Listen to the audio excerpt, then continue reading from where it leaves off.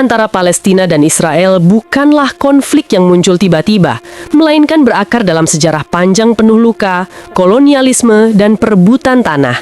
Awalnya, tanah Palestina adalah wilayah yang dihuni beragam komunitas, mayoritas bangsa Arab Muslim, bersama dengan minoritas Kristen dan Yahudi yang hidup berdampingan selama ratusan tahun. Namun, pada akhir abad ke-19, muncul gerakan Sionisme, sebuah ideologi yang ingin mendirikan tanah air bagi orang Yahudi di Palestina. Ide ini semakin menguat setelah terjadinya gelombang antisemitisme di Eropa. Pada masa Perang Dunia Pertama, Palestina masih berada di bawah kekuasaan Kekaisaran Ottoman. Tetapi ketika Ottoman kalah, wilayah ini jatuh ke tangan Inggris melalui Mandat Palestina tahun 1920.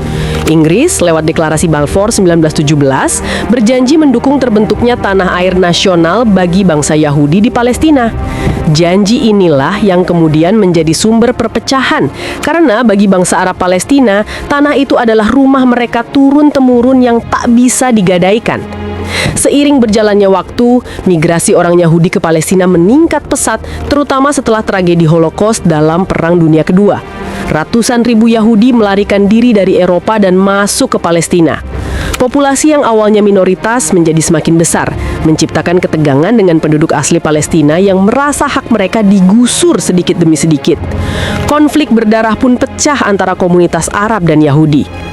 Tahun 1947, Perserikatan Bangsa-Bangsa mengeluarkan rencana pembagian Palestina. Sebagian untuk negara Yahudi, sebagian untuk negara Arab, dan Yerusalem dikelola internasional. Bagi Yahudi, ini dianggap kemenangan.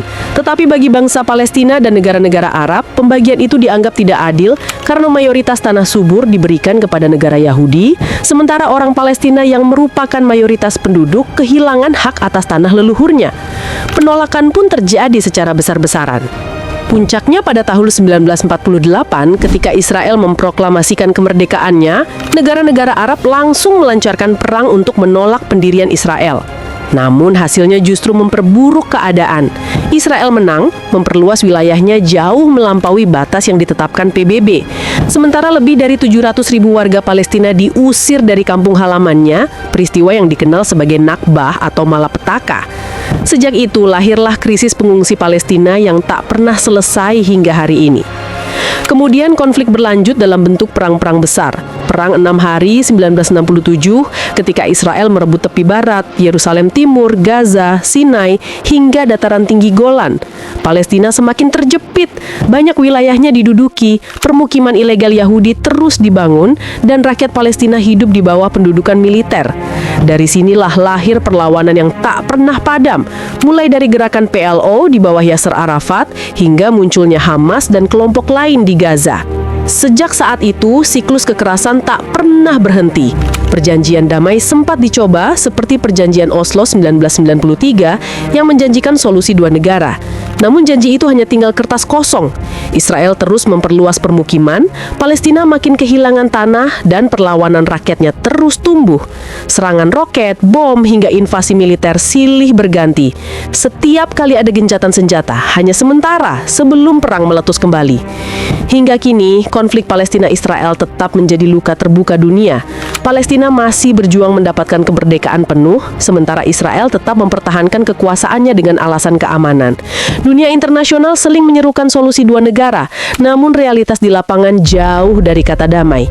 Yang tertinggal hanyalah generasi demi generasi anak Palestina yang tumbuh dalam reruntuhan dan generasi Israel yang hidup dalam bayang-bayang sirine roket. Sebuah perang panjang yang seakan tak pernah menemukan titik akhir. Dan begitulah sejarah panjang konflik Palestina dan Israel yang tak pernah berakhir. Dari perebutan tanah, perang demi perang, hingga penderitaan generasi demi generasi. Kita yang jauh hanya bisa belajar, memahami, memberikan doa, dan berharap agar suatu saat keadilan benar-benar berdiri untuk semua pihak.